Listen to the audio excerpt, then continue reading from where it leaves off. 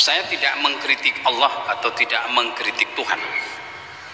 Dalam konteks pemahaman umat terhadap agamanya, Allah itu merangsang afala yatadabbaruna al-Qur'an am ala qulubin aqfaluha.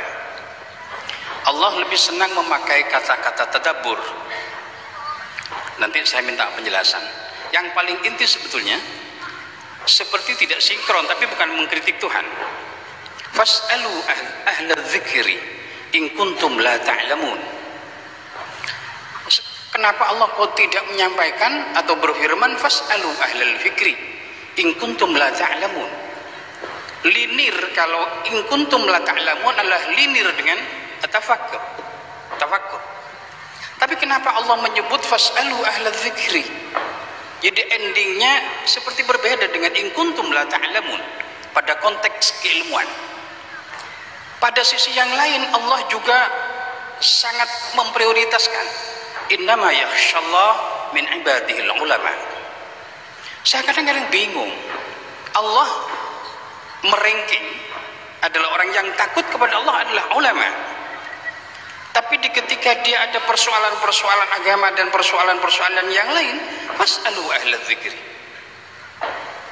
tapi tidak menyampaikan fas'alu ahlal fikri, tanyakan kepada intelektual, kepada cendekiawan, tapi tanyakanlah kepada ahli zikir.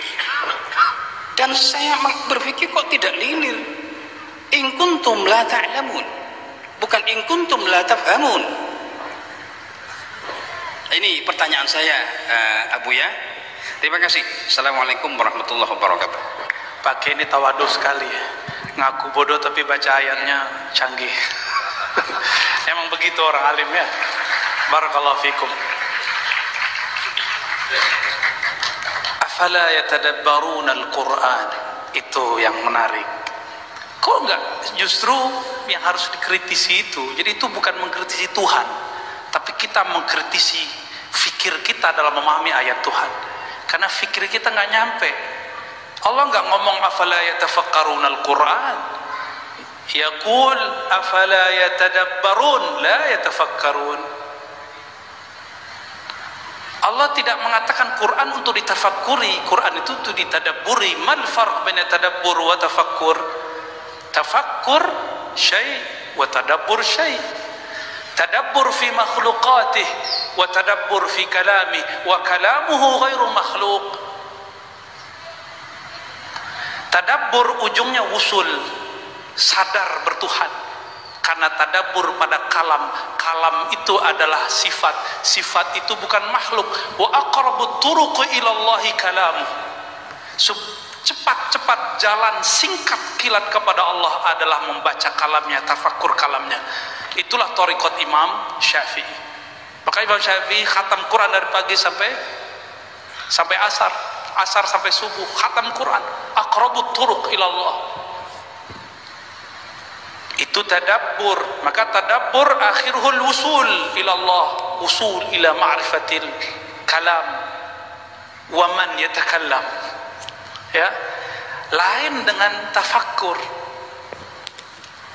Di surat Al-Imran jelas wa yatafakkaruna fi khalqis samawati wal ard. Ini yang mesti kita matchkan. Kalau enggak match, enggak munasib, akan kebalik-balik sampai nanti. Maka yang kita kritisi bukan Tuhannya, bukan kalamnya, tapi yang tidak matching dalam uslub fikir kita. Yatafakkaruna fi khalq. Nah, ini kata kuncinya. Mereka tafakkur mengenai penciptaan alam. Maka fikrah dia hanya mampu mencapai ranah yang disebut makhluk. Sedangkan tadabbur dia tembus kepada Khalik. Jadi bolehkah mengenal Allah? Boleh. Mungkinkah mengenal Allah? Amkan, bal lebih mungkin. Tetapi tidak boleh memfikirkan Allah. Lalu kenapa fas'alu ahlal dzikri? Kau bukan ahlul fikri? Sudah terjawab? Al-fikr di Quran tidak pernah digunakan kata ism, selalu fi'il. Apa artinya? Yadullu ala subut, menunjukkan bahwa ini tetap. la yataghayyar amma sabaq, huwa al-an kama kan. Dia dulu sekarang sama, itu disebut ahlu zikr.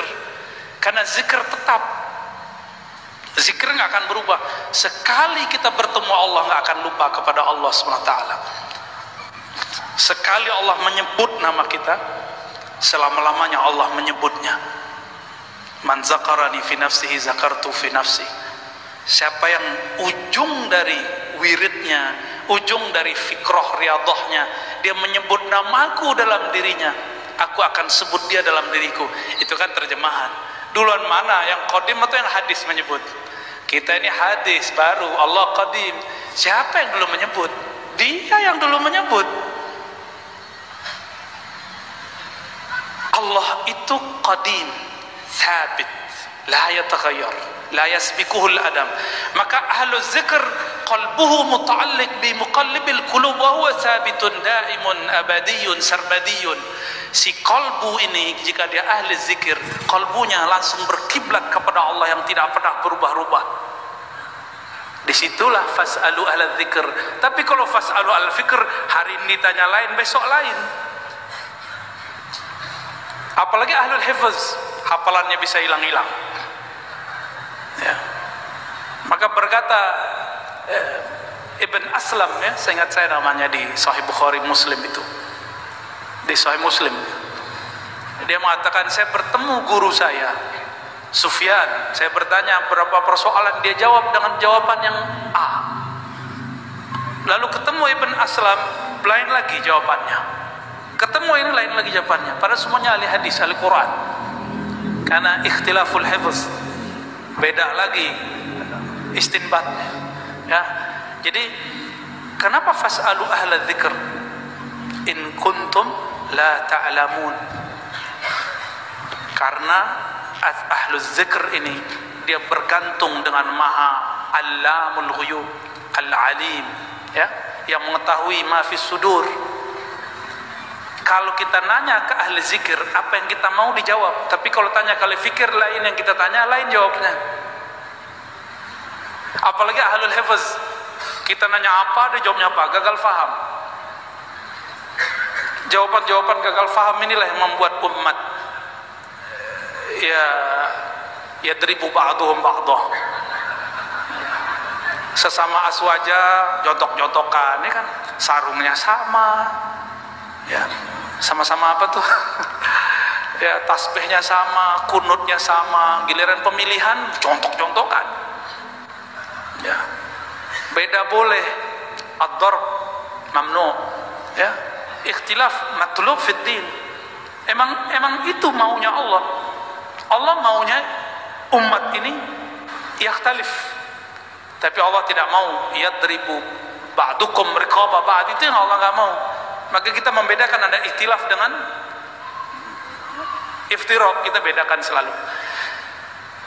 Itu sekelumit ya, takut nanti kepanjangan. Wallahu a'lam bishawab. Assalamualaikum warahmatullahi wabarakatuh. Karena saya belum terkenal, saya kenalkan diri dulu. Saya Zainab Ali Hisham Ali Wafa. Kebetulan saya tidak sekolah Buya. Saya hanya sekolah formal di MINU dan saya tidak pernah mondok. Jadi saya ingin bertanya barusan tentang apa yang Buya katakan terakhir, yaitu tentang mahabbah. Guru saya pernah mengajarkan, pernah berkata ad-din al-hubbu, dan suami saya mengatakan ad-din at-taklif, sedangkan kakak saya mengatakan ad-din al-aqlu, karena la dina liman la aqlalah. Kembali kepada mahabbah, saya ingin bertanya bagaimana tentang ad-din al-hubbu menurut pendapat Buya sebagai ahli thariqah. Demikian, assalamualaikum warahmatullahi wabarakatuh. Bu Nyai, siapa tadi? Zainab. Saya juga tidak pernah nyantri sebelum kuliah, tapi dulu waktu masih MTSN dan MAN, saya nyantri kalong, pulang jam 2 itu udah biasa. nyantri kalong ke mana-mana karena ada kemunduran pesantren di kampung kami di zaman saya masih muda remaja. Sekarang masih muda juga sih.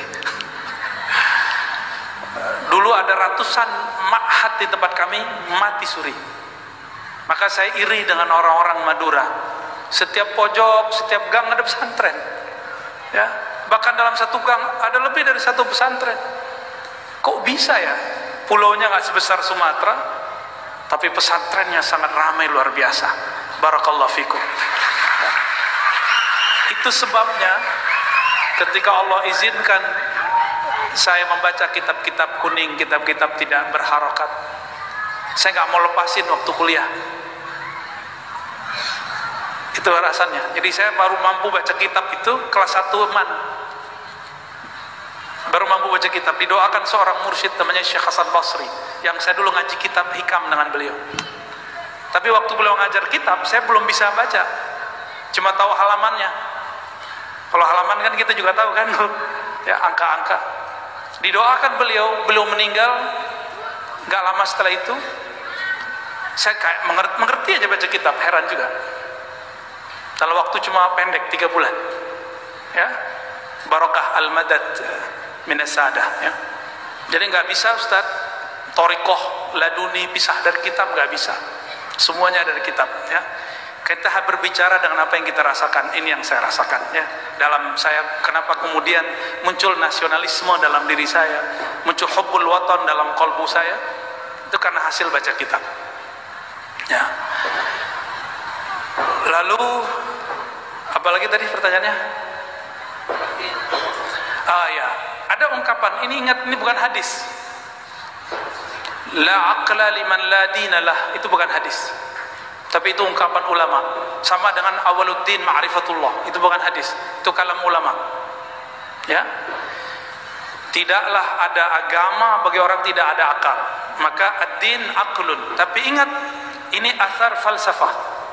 Ini pengaruh falsafah dalam beragama. Lalu bagaimana dengan ad-din taklif? Agama itu beban, tugas. Ini asarul fuqaha, pengaruh ahli fikih. Lalu ad-din al-hub, ini pengaruh dari ahlul ihsan. Jadi lengkap sudah. Ini bukan untuk dibenturkan, tapi ini 3 jalan yang harus 3 rukun yang mesti digabung. Fama huwa ad-din? Ad-din salasah. Al-aqlu wat-taklifu wal-hubbu. Itulah Islam, iman, ihsan. Dan semuanya ada di kitab. Ya. Jadi hub itu cinta. Kalau agama hanya diartikan, Ustadz boleh nggak ini, Kiai boleh ini, Abuya apa hukumnya ini? Itu taklif. Seakan-akan beragama itu beban. Tapi ini harus diketahui, karena ini wajib syar'i. Fardu ain kah itu, fardu kifayah kah itu. Tapi kalau sudah orang masuk ke bab mahabbah, yang tadi dikira itu taklif jadi nggak taklif. Coba ini sebagai contoh, suami istri menghidangkan nasi makan buat suami, kalau itu nggak ada rasa cinta, beban nggak? Minta gaji ibu, sanggup nggak gaji ibu? Nggak sanggup kita ngaji istri kita, nggak sanggup. Babysitter berapa gajinya? Orang yang masak berapa gajinya? Belum lagi urusan-urusan yang lain yang kita nggak boleh ceritakan. Nggak bisa digaji itu. Laulal hub, kalau bukan karena cinta, nggak mungkin itu. Atas dasar itulah dalam surat Ali Imran, Qul in kuntum tuhibbunallah. Agama itu dibangun dari, jika benarkah engkau cinta kepada Allah, fattabi'uni, maka ikuti aku. Jika kepada Allah cinta, maka ikut Nabi mesti cinta. Ini yang dibahas oleh ayah dari guru saya, Syekh Taufik Al-Buti, menulis kitab, ayahnya Muhammad Sa'ir Ramadan Al-Buti, Fiqhus Sirah. Di bagian pembahasan tertentu beliau mengkritisi Syekh Albani. Syekh Albani ini mengatakan ittiba' Nabi cukup zahirnya, ittiba'nya ittiba' terhadap amaliyahnya, bukan ittiba' hub. bukan ittiba tabi'i. Itulah sebabnya Albani mengharamkan, menganggap syirik tabarruk. Tabarruk, tahu tabarruk ya? Ada asar Nabi peninggalan Rasulullah lalu kita bekas kiai apa kita ambil. Itu bagi Albani itu bid'ah. Ya. Kita setiap kali mahal qiyam kita berdiri, benar nggak? Itu kan tafaulan dengan hadirnya Nabi di kota Madinah. Meskipun negeri kita ini nggak sama dengan Madinah, semoga Allah madinahkan negeri kita, gitu maksudnya. Bagi dia itu syirik atau minimal bid'ah.